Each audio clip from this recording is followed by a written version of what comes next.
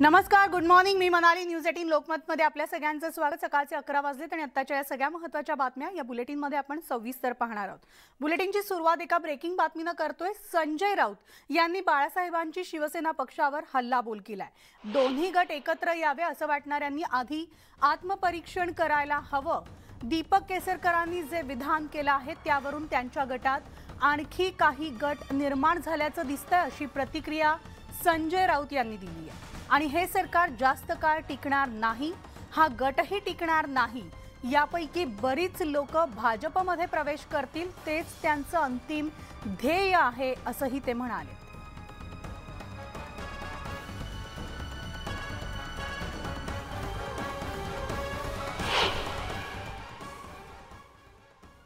एकत्र यावेत असं त्याचं त्याने आत्मपरीक्षण केलं आणि त्या आत्मपरीक्षणानंतर त्यांच्याकडून हे विधान बाहेर पडतंय.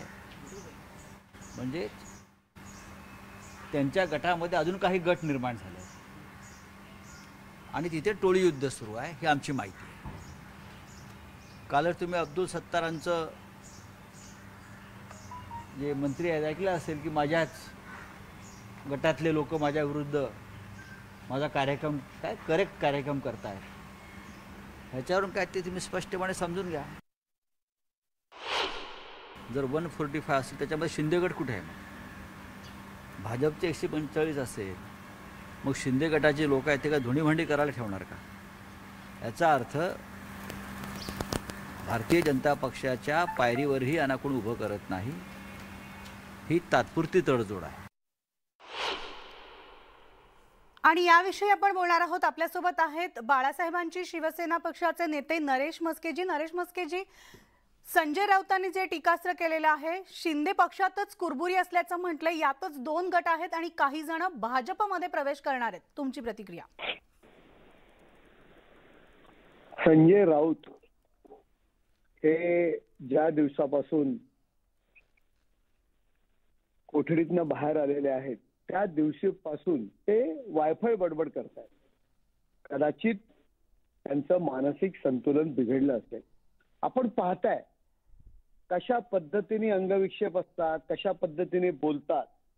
पूर्वीचे संजय राऊत आणि आत्ताचे संजय राऊत, त्याच्यामुळे एक शंका उपस्थित झालेली आहे की खरोखर यांचं मानसिक संतुलन बिघडलं आहे का, तर त्यांना खऱ्या अर्थाने उपचाराची गरज आहे. हे बघा, व्यक्ती तितक्या प्रवृत्ती असतात, पक्ष आहे, मतमतांतर असतात, परंतु एकनाथ शिंदे साहेब यांच्या नेतृत्वाखाली पूर्ण सगळे आमदार एकत्र आहेत. आमची काळजी संजय राऊतांनी करू नये. या उलट या वर्षामध्ये काही दिवसातच मोठे झटके संजय राऊत आणि त्या सर्व मंडळींना मिळणार आहेत.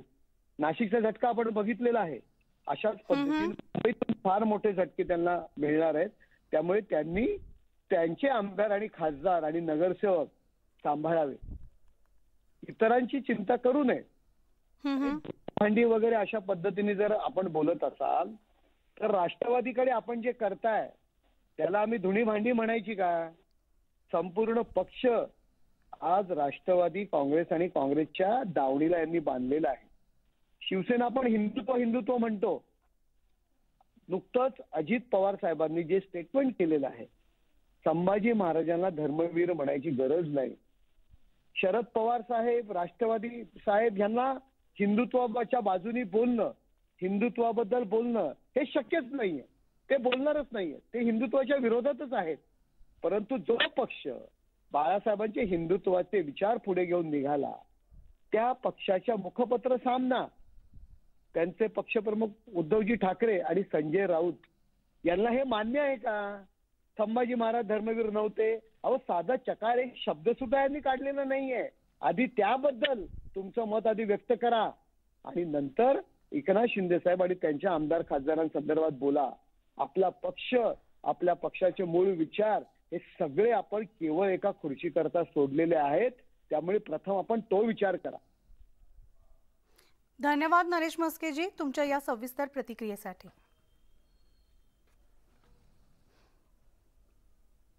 तर अहमदनगरच्या नामांतरासाठी शासनाने आदेश दिलेले आहेत. अहमदनगरचं पुण्यश्लोक अहिल्यादेवी नगर असं नामांतर करण्याची मागणी भाजपचे आमदार गोपीचंद पडळकर यांनी अधिवेशनात केली होती आणि याची शासनानं दखल घेत अहमदनगर महानगरपालिकेला महासभेत ठराव घेऊन तो संमत करून शासनाला पाठवावा असं पत्र दिलंय. मात्र अहमदनगर महानगरपालिकेमध्ये ठाकरेंच्या पक्षाची सत्ता असल्यामुळे महानगरपालिकेमधील सत्ताधारी काय निर्णय घेत आहेत हे पाहावं लागणार आहे.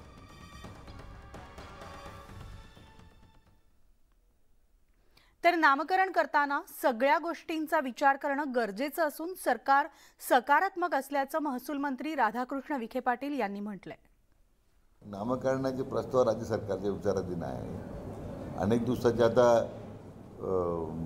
संभाजीनगरची मागणी आहे, नगर शहराच्या नामकरणाची मागणी आहे. मला वाटतं जनतेच्या भावनेचं आदर सरकार निश्चितपणे करेल, परंतु काळाच्या ओघामध्ये असे निर्णय करताना सर्व गोष्टीचा विचार करूनच निर्णय करावा लागतात. पण सरकार मला वाटतं त्यामध्ये या बाबतीमध्ये सकारात्मक आहे एवढंच मी सांगितलं. तर आधी औरंगाबादच्या नामांतराचा प्रश्न मार्गी लावा असा टोला संजय राऊतांनी लगावलाय. मुझे मालूम नहीं, मुझे संभाजी नगर का नाम बदलने के बारे में उद्धव जी ने जो प्रस्ताव दिया था उसका क्या हो गया उस बारे में पहला बताना चाहिए. भाजपच्या मिशन 145चा आजपासून सुरुवात त्याची होती आणि भाजपचे राष्ट्रीय अध्यक्ष JP नड्डा यांच्या उपस्थितीमध्ये मिशन 145चा शुभारंभ होणार आहे. सकाळी 11 वाजता JP नड्डा चंद्रपूरच्या मोरवा विमानतळावर म्हणजे आता पुढच्या काही वेळातच ते दाखल होतील आणि त्यानंतर ते चंद्रपूरचं आराध्य दैवत असलेल्या देवी महाकालीचं दर्शन घेणार आहेत. ही बातमी पाहण्याआधी एका ब्रेकिंग बातमीवर जातोय, ती म्हणजे नोटाबंदी संदर्भातील याचिकेवर सुनावणी असून आत्ताची आपण ही महत्त्वाची बातमी पाहतोय. नोटाबंदी सरसकट अयोग्य ठरवता येणार नाही. केंद्र आणि RBI मध्ये चर्चा या संदर्भामध्ये आता निकालाचं वाचन सुरू आहे. नोटाबंदी संदर्भातील याचिकेवर सुनावणी सुरू आहे. आत्ताची सगळ्यात महत्त्वाची बातमी, नोटाबंदी सरसकट अयोग्य ठरवली जाऊ शकत नाही असं म्हटलं गेलेलं आहे. नोटाबंदी संदर्भात सुनावणी सुरू आहे आणि ही थेट दृश्य आपण पाहतोय. Indian economy coated internet and mobile association of India versus RBI, wherein one of us, we Ram Suprakatyam J, while dealing with the regulation of cryptocurrency and virtual currency, highlighted the importance of the bank in the Indian economy. Then I've spoken about the economic and fiscal policies interference by the court and cited the judgments. What emerges from an understanding of the decisions referred to above or the subject of judicial review of economic policy may be culled out as under: 1. That the court is not to sit in judgment over the merits of economic or financial policy. 2. That the scope of interference by a court is limited to instances where the impugned scheme or legislation in the economic arena has been enacted in violation of any constitutional or statutory provisions. सविस्तर जाणून घेणार आहोत. आमचे प्रतिनिधी प्रशांत लीला आपल्यासोबत आहेत. प्रशांत, नोटाबंदीची याचिका फेटाळण्यात आलेली आहे. नोटाबंदीचा निर्णय घटनाबाह्य नाही असं सुप्रीम कोर्टानं म्हटलंय. काय सविस्तर अपडेट्स? बरोबर आहे. महत्वाचं म्हणजे या संदर्भात एक ज्या पद्धतीनं कोर्टाने 9 प्रश्नांवरती विचार केला होता, त्यापैकी 6 कोर्ट ऑफ लॉ ज्याला असं म्हणता येईल की ज्या मुद्द्यांवरती निर्णय देण्यात आलेला आहे, 58 याचिका या संदर्भात दाखल करण्यात आलेल्या आहेत. 2 वेगवेगळे निर्णय या संदर्भात देण्यात आलेले असून यामधला पहिला निर्णय न्यायमूर्ती भूषण गवई यांनी सांगितलं आणि त्यांनी म्हटलं आहे की नोटबंदीचा जो निर्णय आहे, जी 8 नोव्हेंबरची जी अधिसूचना होती त्याला अवास्तव मानलं जाणं शक्य नाही आहे आणि खास करून केंद्र सरकारने हा जो निर्णय घेतला आहे तो निर्णय एकदम योग्य आहे असंही त्यांनी म्हटलेलं आहे आणि केंद्र सरकारला एक प्रकारे नोटबंदीच्या संदर्भात क्लीन चिट दिली आहे. या संदर्भात त्यांनी अशी अनेक अतिशय महत्त्वाचे मुद्दे मांडलेले आहेत की रिझर्व्ह बँक ऑफ इंडिया अंतर्गत येणारा केंद्राच्या अधिकाऱ्यांना विशिष्ट काळाकरता मर्यादित करू शकत नाही हे स्पष्ट केलं आहे. आर्थिक महत्वाच्या बाबींमध्ये ढवळाढवळ करण्याआधी खूप संयम बाळगावा लागतो आणि तो संयम केंद्र सरकारने बाळगलेला आहे आणि अशा ज्या पद्धतीनं न्यायालयाच्या दृष्टिकोनातून या संदर्भात जास्त विचार करता येत नाही कारण की याला कायदेशीर आणि कायदे मंडळाची मान्यता आहे, संसदे आणि त्या संदर्भातून आलेली मान्यता आहे आणि सोबतच जर बघितलं देशाच्या आर्थिक रचनेमध्ये अत्यंत महत्वाची भूमिका म्हणून बँकेचे नियमन बघितले जातं आणि ज्यामध्ये RBIची एक अत्यंत महत्वाची भूमिका आहे आणि RBIच्या प्राथमिक भूमिकेवर आम्ही निश्चितपणे भर दिलेला आहे आणि हा या पद्धतीने न्यायमूर्ती गवई यांनी हा निर्णय संपूर्णपणे वाचलेला आहे. वाचताना त्यांनी केंद्र सरकारला निश्चितपणे क्लीन चिट दिली आहे. त्यानंतर आता जर बघितलं तर जस्टिस गवई यांच्या निर्णयानंतर आता एक प्रकारे केंद्र सरकारने जो निर्णय घेतला होता त्यावरती शिक्कामोर्तब झाला आहे की नोटबंदीचा जो निर्णय आहे तो योग्य आहे. आणि महत्वाचं म्हणजे आता जर बघितलं तर जस्टिस बी नागरथा हे आपलं जे ज्यांचा या संदर्भातला विरोधातला निर्णय आहे जो या संपूर्ण निर्णयाच्या विरोधात त्यांनी आपला निर्णय दिलेला आहे ते आपले नोटिफिकेशन किंवा त्या आपल्या निर्णयाचं वाचन करीत आहे. सुवर्णा, तर नोटाबंदी प्रकरणी सर्वोच्च न्यायालयाचा केंद्र सरकारला मोठा दिलासा आहे. सरसकट नोटाबंदी जी आहे ती अयोग्य ठरली जाणार नाही. 6 महिने आरबीआय आणि केंद्रात या संदर्भात चर्चा झाली होती. नोटाबंदीच्या निर्णयामागचा उद्देश पाहणं महत्त्वाचं असल्याचं सुप्रीम कोर्टानं म्हटलेलं आहे. आणि याविषयीच बोलण्यासाठी आपल्यासोबत आहेत अतुल भातखळकरजी. भातखळकरजी, सुप्रीम कोर्टानं जो निर्णय दिलेला आहे, नोटाबंदीची याचिका फेटाळून लावलेली आहे आणि या संदर्भातला जो निर्णय आहे तो योग्य असल्याचं सुप्रीम कोर्टानं म्हटलंय. अत्यंत योग्य असा निर्णय आहे. नोटाबंदी जितकी योग्य होती तसाच हा अत्यंत त्या संदर्भातला योग्य निर्णय आहे. मुळामध्ये नोटाबंदीला विरोध करताना विरोधकांनी काय काय आरोप लावले होते की एका रात्रीत नोटाबंदी केली. तर आरबीआयच्या ऍफिडेव्हिटवरनं हे स्पष्ट झालं की 2016 पासून पहिला रिपोर्ट आणि जेव्हा रघुराम राजन स्वतः आरबीआयचे गव्हर्नर होते, म्हणजे जे भाजपचे विरोधक आहेत, टीकाकार आहेत, पूर्वी छुपे होते, आता भारत जोडो यात्रेत सामील झाल्यावरनं त्यांनी आपलं खरं रूप प्रगट केलेलं आहे.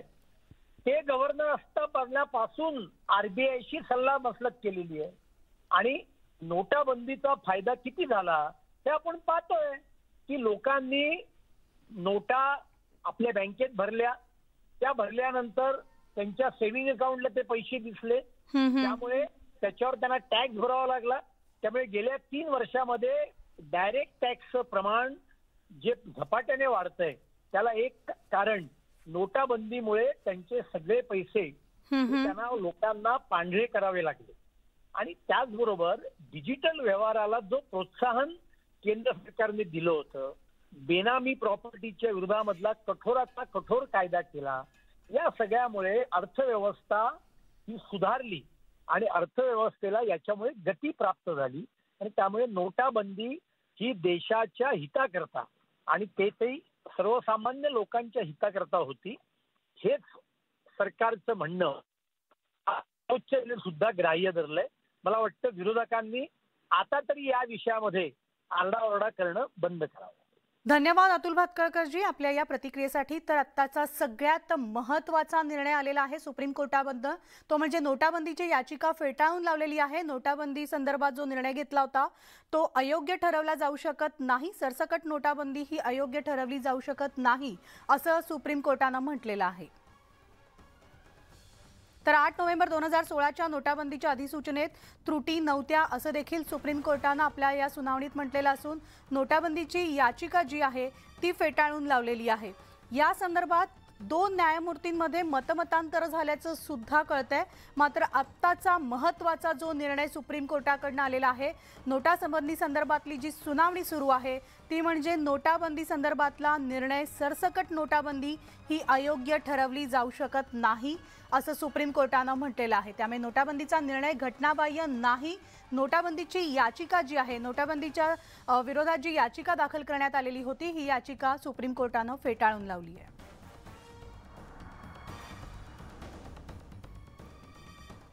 आणि या संदर्भात आपण बोलणार आहोत केंद्रीय अर्थ राज्यमंत्री डॉक्टर भागवत कराड यांच्याशी. सर, न्यूज 18 लोकमतमध्ये आपलं स्वागत. नोटाबंदीची याचिका सुप्रीम कोर्टानं फेटाळून लावलेली आहे. सरसकट नोटाबंदी अयोग्य ठरवली जाऊ शकत नाही असं कोर्टानं म्हटलंय.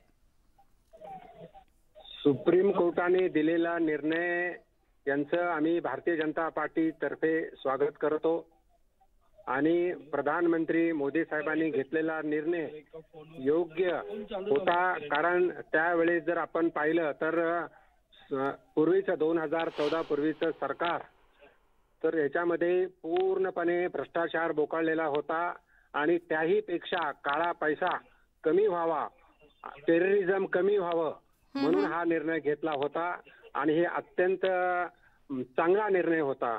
म्हणून या निर्णयाचं आम्ही समर्थन करतोच आणि सुप्रीम कोर्टाने सुद्धा निर्णय दिला म्हणून आम्ही खूप आनंदी आहोत, त्यांचं अभिनंदन करतो. या निर्णयासंदर्भात सुनावणी दरम्यान 2 न्यायमूर्तींमध्ये मतमतांतर सुद्धा दिसून आलेली आहेत कराड सर. हा, मतमतांतर प्रत्येकाला आपापलं मत देण्याचा अधिकार आहे घटनेनुसार, पण अल्टिमेटली निर्णय देत असताना ज्यांची म्हणजे मतं कुठल्या बाजूला जास्त आहे त्याप्रमाणे निर्णय होत असतो. म्हणून शेवटी निर्णय निष्कर्ष जो आला त्याला महत्व असतं आणि निष्कर्ष असाच आहे की हा घेतलेला निर्णय योग्य होता, हा निष्कर्ष आहे आणि त्याला महत्व आहे. आणि त्यांनी आता तरी विरोधक पक्षांनी याबद्दल आता सुप्रीम कोर्टाचा निर्णय मानला पाहिजे आणि हे जे विरोधात कांगावा करत होते त्यांच्यासाठी ही मोठी चपराक आहे. धन्यवाद कराड सर आपल्या या प्रतिक्रियेसाठी. तर आत्ताची सगळ्यात महत्त्वाची बातमी ती म्हणजे नोटबंदीच्या विरोधातली याचिका सुप्रीम कोर्टानं फेटाळून लावलेली आहे. नोटबंदी सरसकट अयोग्य ठरवता येणार नाही असं म्हणत केंद्र सरकारला सर्वोच्च न्यायालयानं मोठा दिलासा दिलेला आहे. आणि यानंतर आणखी एक ब्रेकिंग बातमी ती म्हणजे मालेगाव बॉम्बस्फोट प्रकरणातली या प्रकरणामधील आरोपी लेफ्टनंट कर्नल प्रसाद पुरोहित यांना मुंबई उच्च न्यायालयाचा दणका असून प्रसाद पुरोहित यांचा दोषमुक्तीचा अर्ज मुंबई उच्च न्यायालयानं फेटाळून लावलाय. न्यायमूर्ती एस गडकरी आणि न्यायमूर्ती पी.डी. नाईक यांच्या खंडपीठाचा हा निर्णय आहे. तर यापूर्वी या प्रकरणामधील मुख्य आरोपी साध्वी प्रज्ञा सिंग ठाकूर आणि आरोपी समीर कुलकर्णी यांनी दोषमुक्ती मागणीचा अर्ज मागे घेतलेला होता. तर लेफ्टनंट कर्नल पुरोहित यांच्या संदर्भातला जो अर्ज जो आहे तो हायकोर्टानं फेटाळून लावलेला आहे. दोषमुक्तीचा अर्ज हायकोर्टानं फेटाळून लावलाय. सविस्तर अपडेट्स घेऊयात आमचे प्रतिनिधी प्रशांत बाग यांच्याकडून. प्रशांत, मिळाली आपल्याला माहिती आहे की मालेगाव बॉम्ब ब्लास्ट जे प्रकरण 2008चं आहे तर त्याकरता म्हणून तर त्या कालावधीमध्ये कर्नल प्रसाद पुरोहित हे नाशिकला मिलिटरी इंटेलिजन्सचे अधिकारी म्हणून कार्यरत होते आणि भोसला मिलिटरी स्कूलमध्ये असलेल्या बैठकांना त्यांनी हजेरी लावली अशा प्रकारचा आरोपपत्रात त्यांच्यात नोंदवण्यात आला होता. आणि उच्च न्यायालयानं त्यांचा अर्ज फेटाळतानाच महत्वाच्या याच गोष्टीचं निरीक्षण केलंय की ज्या बैठकीतला कर्नल पुरोहित यांनी हजेरी लावली होती त्यावेळेस ते ऑन ड्युटी असल्याचं कोणतंही रेकॉर्ड नाहीये. यामुळे त्यांनी या बैठकींना लावलेली हजेरी ही रेकॉर्डवर किंवा कर्तव्याचा भाग म्हणून याची नोंद घेता येत नाही आणि याच एका मजबूत कारणामुळे त्यांचा जो जामीन अर्ज होता दोषमुक्तीचा तो फेटाळलाय. आपल्याला माहिती की 3 आरोपींनी साध्वी प्रज्ञा सिंग ठाकूर खासदार आहेत त्यानंतर प्रशांत धन्यवाद या सविस्तर माहितीसाठी. तर मालेगाव बॉम्बस्फोट प्रकरणातली आत्ताची सगळ्यात महत्त्वाची बातमी. आणि आणखी एक मोठी बातमी म्हणजे विधानसभेचे विरोधी पक्षनेते अजित पवार यांनी धर्मवीर छत्रपती संभाजी महाराज हे धर्मवीर नव्हते असं वक्तव्य केल्याच्या निषेधार्थ भारतीय जनता युवा मोर्चा पुणे शहराच्या वतीनं आंदोलन करण्यात येते. शहराध्यक्ष जगदीश मुळीक यांच्या प्रमुख उपस्थितीमध्ये तीव्र आंदोलन करण्यात येत असून ही थेट दृश्य आपण पाहतोय. अजित पवारांविरोधात भाजपचं आंदोलन सुरू आहे. आमचे प्रतिनिधी चंद्रकांत फुंदे आपल्यासोबत आहेत. चंद्रकांत, म्हणाली अजित पवारांनी एका अर्थाने आयतं खोलीत दिले भाजपच्या हाती आंदोलनासाठी असंच म्हणावं लागेल. कारण खरं तर राष्ट्रपुरुष आणि या संबंधीचे इजमवरून असलेले वाद महाराष्ट्राला नवीन नाहीत. क्लिअर कर महाराष्ट्रात 2 लाईन आहेत, एक पुरोगामी दुसरी हिंदुत्ववादी. दोन्ही गटाची आपापली मतं आहेत. पण अजित पवारांनी त्याचाच पुन्हा एकदा पुनरुच्चार करून भाजपच्या हाती खोलीत दिले.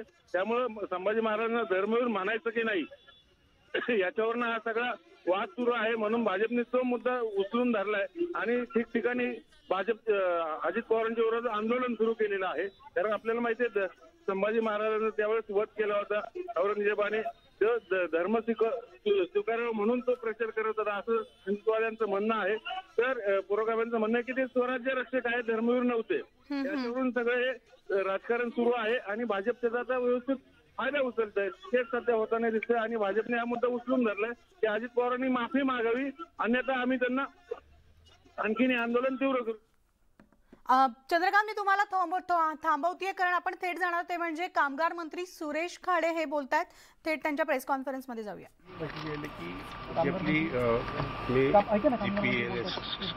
प्रायव्हेट लिमिटेड मुळेगाव तालुका इगतपुरी जिल्हा नाशिक या ठिकाणी एक भीषण आग लागली. मी काल सांगलीत होतो. सांगलीत दुपारी मला एक खबर मिळाली. रात्री मी तिथून चार्टर विमानानिमित्त रात्री आलो. रात्रीनंतर मला तरी 11, 11:30 वाजले 12 वाजले पण तिथे येणं उचित नव्हतं. त्यामुळे आम्ही हॉस्पिटलात गेलो. हॉस्पिटल सगळ्या पेशंटना बघितलं, सगळ्या त्याचा चाचणी केलं. डॉक्टरांची मिटिंग घेतली आम्ही आणि तिथं काय करता येईल ते काही यंत्रणा राबवता येईल तुम्ही राबवायचा तिथं प्रयत्न केला नाही. दुर्घटना आहे त्याचं म्हणजे एक्सेप्टन्स करणं हे जरुरीच नाही. दुर्घटना नाही. त्यामध्ये 2 महिला मुली 21 वर्षाची 21 वर्षाची मुलगी एक्सपायर झालेली आहे. बाकीचे जे पेशंट आहेत ते आता चांगल्या कंडिशनमध्ये आहेत. त्या त्यांच्याशी बोललो आणि डेव्हलप लवकर ते होते. त्या दृष्टिकोनातून एक कामगार मंत्री म्हणून मला तिथे येणं जरुरीचं आहे आणि मला यावंच लागेल. आणि असा एक हस्ता घडलेला आहे की जेणेकरून आता आम्ही सांगितलं की आम्ही रिपोर्ट सगळे घेतले होते. डिझेल टँक बाजूला आहे, इकडे बाजूला आहे, त्यामुळे फायर कंट्रोलमध्ये नाही आहे. काही बाउंड्रीच्या बाहेर पण अशी आग लागायला लागलेली आहे, त्यामुळे बाहेरच्या लोकांच्या गावांना पण धोका आहे. तर आपण असं करायचं आपण त्यांना आदेश दिले आपण त्या पद्धतीनं. आणि ह्या गोष्टी करत असताना निश्चितच काल मुख्यमंत्री पण येऊन गेले. मुख्यमंत्र्यांनी सांगितलं, पालकमंत्री येऊन गेले, काल साहेब पण येऊन गेले. जसे आज आमचे आमदारांचे स्थिती आमच्याबरोबर आलेले आहेत, त्यांचे सेक्रेटरी आहेत, आमचं सगळं डिपार्टमेंट आता एक आम्ही उपस्थित आहे. तर हे झालं जे ठीक नाही आणि चांगलं नाही आणि लुकत घटना नाही. त्याचं समर्थन कोण करणार नाही. पण आहे ह्याला आता फेस करणं ही काळाची गरज आहे. आम्ही आता अधिकाऱ्यांना सांगितलं, बाकींनी सांगितलं की तुम्ही कॉन्ट्रॅक्ट सब कॉन्ट्रॅक्टमध्ये तुमचे लेबर्स किती इथं कामाला आले होते. तर नाशिकमधील जिंदाल कंपनीमध्ये घटनास्थळी कामगार मंत्री सुरेश खाडे यांनी आत्ता नुकतीच भेट दिलेली आहे. सगळे अपडेट्स आपण पाहणार आहोत. मात्र बुलेटिनमध्ये आत्ता वेळ झाली आज इथेच थांबण्याची. ताज्या घडामोडींसाठी तुम्ही पाहत राहा न्यूज 18 लोकमत.